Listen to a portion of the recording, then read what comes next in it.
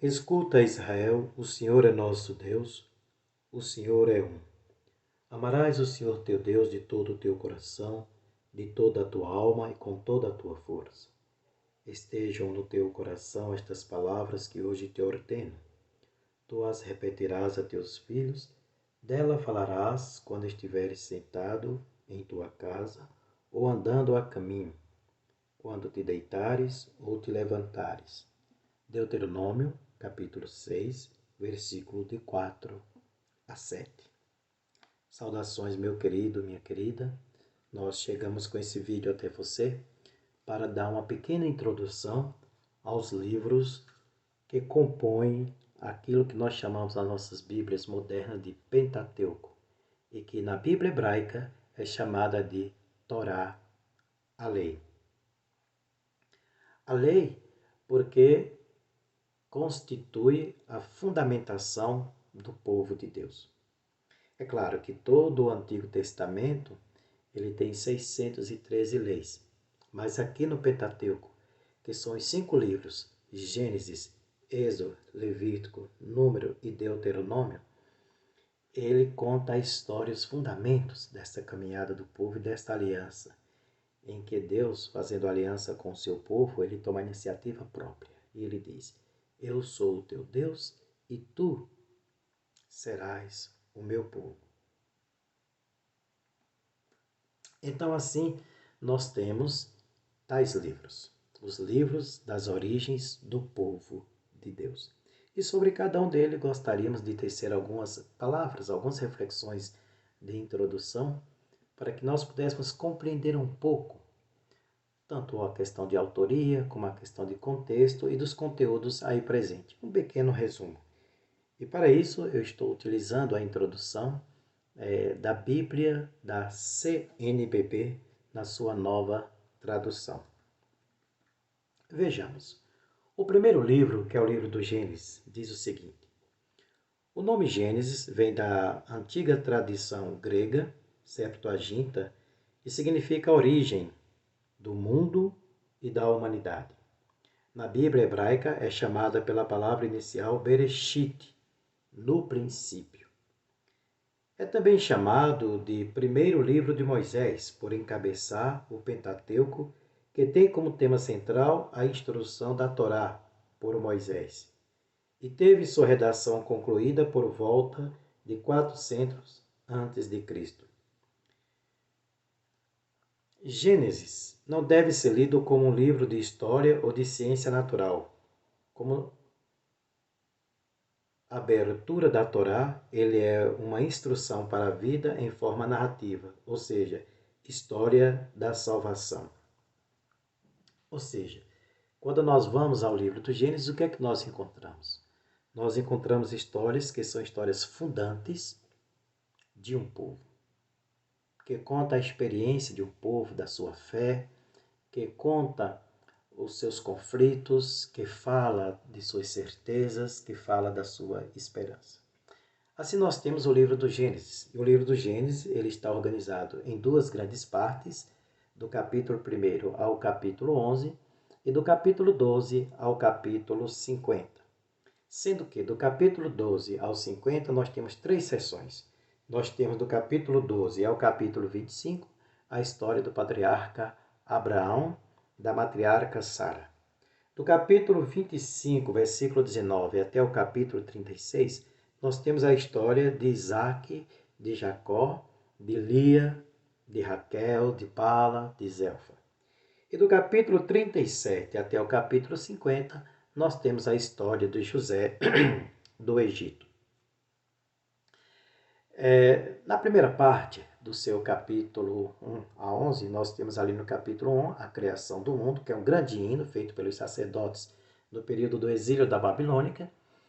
Em seguida, nós temos no capítulo 2 a criação do mundo, é uma segunda narrativa, em que retrata a história do homem e da mulher e do paraíso, e dentro do paraíso a árvore da vida e a árvore do conhecimento do bem e do mal. A árvore da vida representa a Torá, a lei, a vontade de Deus, os caminhos de Deus. E a árvore do conhecimento do bem e do mal representa, então, o caminho humano, o caminho de todos nós, um caminho sem Deus. No capítulo 3, nós temos então o pecado também de Adão e Eva. Em seguida, nós temos no capítulo 4 a história de Caim e Abel, que por trás reflete os conflitos entre grupos naquela região da Palestina, onde começou a história do povo de Deus. No capítulo 5, nós temos a geração, uma geração que depois do pecado ela vai decrescendo na qualidade de vida, chegando até o capítulo 6 a 9, com a história de Noé, a história que é conhecida de todos nós. É um recomeço, é uma nova história da criação. É como se dissesse, esta primeira tentativa não deu certo. Vamos começar de novo essa história. E aí tem a história de Noé, que também não deu certo, né? Pois logo no capítulo 10 você vê a lista dos povos. Nessa lista de povos você vê então um número cada vez mais crescente da violência e dos projetos e da ambição humana, que está bem representada no capítulo 11 com a Torre de Babel. Onde na Torre de Babel se demonstra então toda a ambição humana. E essa ambição humana é sempre um projeto que está contra Deus, contra o projeto de Deus. Em seguida, nós temos então agora a segunda parte, do capítulo 12 até o capítulo 50, com as 3 sessões. A primeira sessão, como eu disse, do capítulo 12 até o capítulo 25, a história de Abraão e Sara.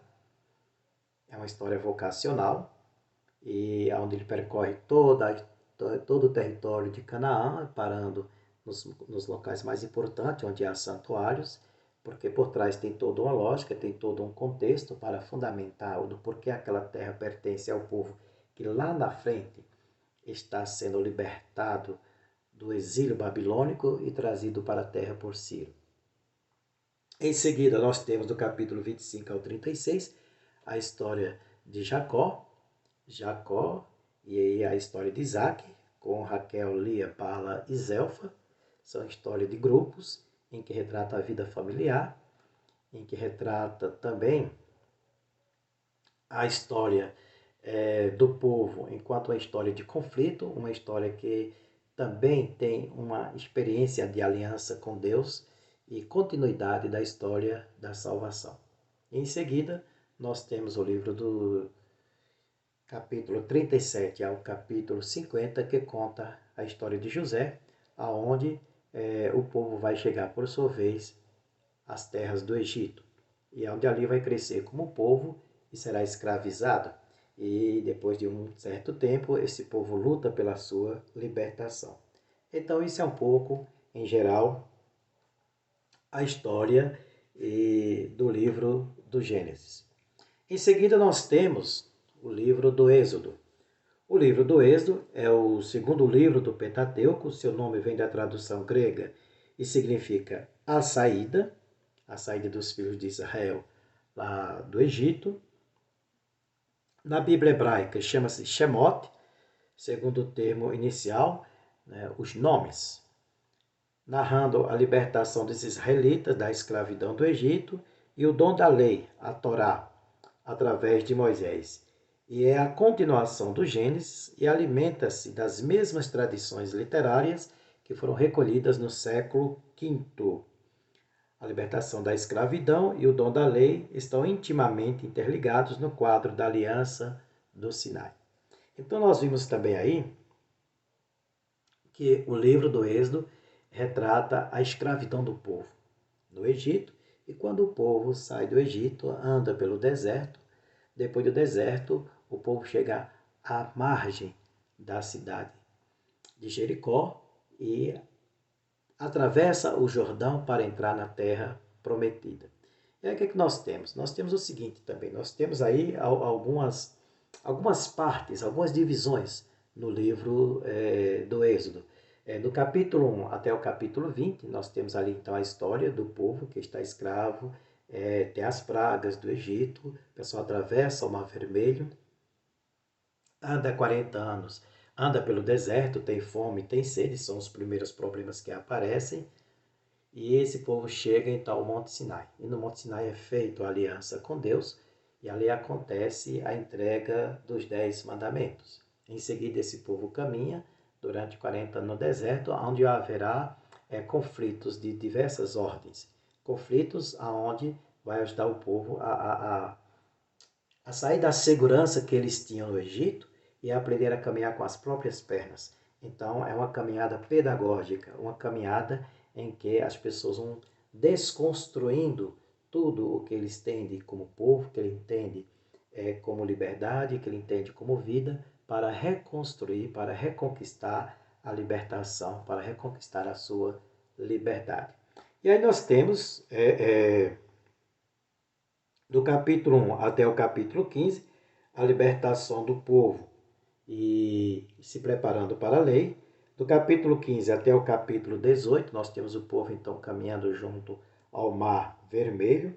Do capítulo 19 até o capítulo 24, nós temos então a preparação para a aliança, para os 10 mandamentos. Do capítulo 4 até o capítulo 31, nós temos aí várias orientações, várias leis, que são do período, ora do povo quando vivia nas tribos, nas 12 tribos, ora quando o povo começou a viver como os reis. E do capítulo 32 a 34, faz mais ou menos um pouquinho a construção, orientações sobre a construção da tenda e no caso do templo, é um período que retrata o templo de Salomão. Do capítulo 35 ao 40 é a continuação dessas orientações de como se comportar e se preparar para esse momento chave, assim encerrando o livro.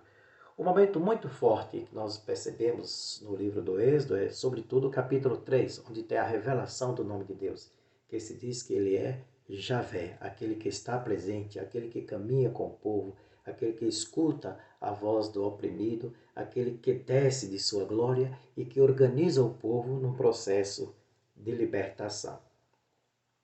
Em seguida, nós temos o livro do Levítico. O livro do Levítico, em hebraico, é Vaikra. Segundo, a primeira palavra deve seu nome nas versões gregas e latinas aos levitas, ou seja, os filhos de Levi, tribo destacada para o culto em Israel. É a continuação do livro anterior, Êxodo, que descreve a construção das tendas sagradas e a chegada da glória de Deus em sua morada.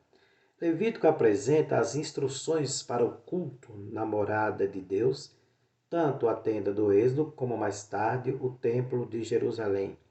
Então veja, o livro do Levítico, também chamado de Vaikra, os filhos de Levi, o livro ele retrata, ele tem várias historietas e ao redor dessas historietas várias instruções, várias leis. Leis que tanto falam do momento em que o povo estava andando lá no deserto, vivendo em tendas, como leis que falam também do povo que já está organizado como cidade, está organizado com uma certa estrutura no período dos reis. E o livro do Levítico, ele está organizado mais ou menos assim, né? Do capítulo 1 até o capítulo 7, você tem aí os rituais de sacrifício, são várias orientações para ser feito lá no santuário. O capítulo 8 ao capítulo 10, nós temos então o ritual dos ministros, como é que os ministros devem se comportar, como é que os ministros devem se organizarem para fazer a experiência do culto, para presidir o culto, para lidar com as coisas sagradas. Isso aí já se supõe o templo de Jerusalém, já se supõe uma outra lógica de um povo já organizado. No capítulo 11 ao capítulo 16 está um conjunto de orientações sobre o que é puro, o que é impuro na comunidade, sobretudo na questão da higiene, sobretudo na questão de saúde. Do capítulo 17 ao capítulo 26 nós temos a lei da santidade. Esse é um capítulo muito importante porque muitas orientações que estão aí nós encontramos também lá no Novo Testamento. E por último, o capítulo 27, que é um apêndice, né? Um enxerto que foi colocado ali, concluindo e fechando o livro do Levítico. O livro do Levítico é um livro que foi escrito muito tarde, provavelmente ali por volta do exílio da Babilônia, quando o pessoal já estava saindo do exílio, mais ou menos entre o ano 500 e o ano 400. E o livro do Levítico, ele fala das leis, tanto, como eu disse, do santuário, né, e como das tendas. Na verdade, esse livro ele quer ajudar o povo a se organizar e a ter, então, algumas orientações que norteiam a vida comunitária, a vida social e a vida religiosa. Em seguida, nós temos também aí o livro dos Números. O livro dos Números é um livro que, conforme o nome lá em grego, né, na Septuaginta, ele recebe este nome porque fala de quando o povo estava caminhando no deserto e precisou fazer a contagem. Além da atenção prestada aos números em geral, na Bíblia hebraica, este livro é chamado de Bemidbar, conforme as palavras iniciais. Contém tradições antiguíssimas, mas a composição do conjunto e a redação final veio provavelmente das escolas sacerdotal no quinto ou quarto século antes de Cristo. Então, este livro ele vai falar a contagem do povo. Tanto no reino de Davi teve contagem do povo, quando o povo estava no deserto teve contagem do povo. E ali tem um conjunto das tribos, então fulano, ciclano e beltrano, são as lideranças das tribos que vai aparecendo e vai sempre a contagem a partir do homem. E essa contagem, ela é mais, retrata mais a cifra de pessoas que compõem o povo de Israel do tempo do exílio, quando o povo está voltando, mais do que necessariamente quando o povo está no deserto, ou mesmo quando o povo já se organiza como uma estatal, como um povo que tem um rei, que tem uma organização estatal. Mas, de qualquer forma, o livro quer refletir um pouco isso. O número, a quantidade do povo, para dizer, nós pertencemos a esta terra, nós somos um povo numeroso e nós somos um povo abençoado por Javé. E aí tem várias historietas essas que reportam ao tempo do deserto, mas que na verdade refletem a situação do autor lá na frente, quando ele escreve o livro para fundamentar por que aquele povo tem direito a essa terra e por que ele está voltando para essa terra.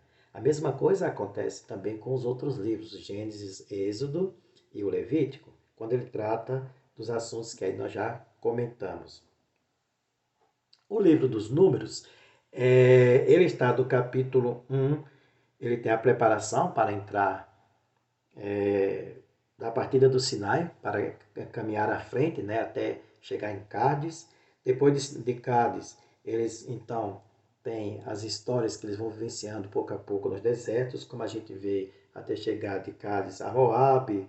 E lá no capítulo 22 e o capítulo 25 você tem aquela história de Balaão, que é uma história muito interessante, é uma história que por trás dela tem todo um projeto, tem toda uma contextualização quando se fala da profecia. Depois nós temos do capítulo 26 até o capítulo 30, nas planícies de Moabe, uma nova geração. São alguns conflitos que o livro vai apresentando e que nesses conflitos vai aparecendo a necessidade das leis, vai aparecendo a necessidade de como o povo lidar com esses conflitos e vai percebendo a vontade de Deus, o projeto de Deus acontecendo na sua vida. Agora, é claro que todas essas histórias contidas nesses livros, elas são histórias que refletem mais o momento presente que o povo está vivendo lá na frente do que o que aconteceu lá atrás. Ou seja, eles estão fazendo uma releitura do passado, mas uma releitura que ilumina o presente momento em que eles estão vivendo e está respondendo aos questionamentos dos desafios do momento presente. E ao ler, então, todas aquelas histórias que estão contidas no Pentateuco são reflexões fundantes, são reflexões que fundamentam a criação do povo, a origem do povo e um projeto de vida que esse povo vive para si a partir da experiência de fé, que é algo novo que surge. Por exemplo, você não vê isso com muito afinco nos outros povos daquela região. E em Israel você percebe que há uma intuição divina, um caminho de fé, existe um projeto. É claro que não é um projeto pensado em que você tem começo, meio e fim, que todo mundo chega lá e vai organizar e vai pensar, nós queremos isso aqui, o objetivo é esse, vamos por ali, vamos por aqui, temos esse desafio, vamos enfrentar. Não. Na medida em que se vai fazendo a caminhada de fé, vai se vivendo a experiência de fé, a crença nesse Deus que é Javé, que liberta, que escuta o oprimido. E a partir do momento que eles começam a ter essa compreensão de que eles são um povo consagrado a Javé, que eles são um povo que tem que viver uma certa ética diferente daqueles agrupamentos de povos que tinha ali ao redor. Então, o que acontece? Acontece que eles fazem uma experiência e nos deixam um testemunho importante e relevante para a gente também pensar a nossa fé, também pensarmos em nós enquanto um povo que pensa na sua história cotidiana, que pensa a sua vida e que busca conhecer a si mesmo. Esta é uma afirmação importantíssima. Como nós nos entendemos, por exemplo, como povo brasileiro?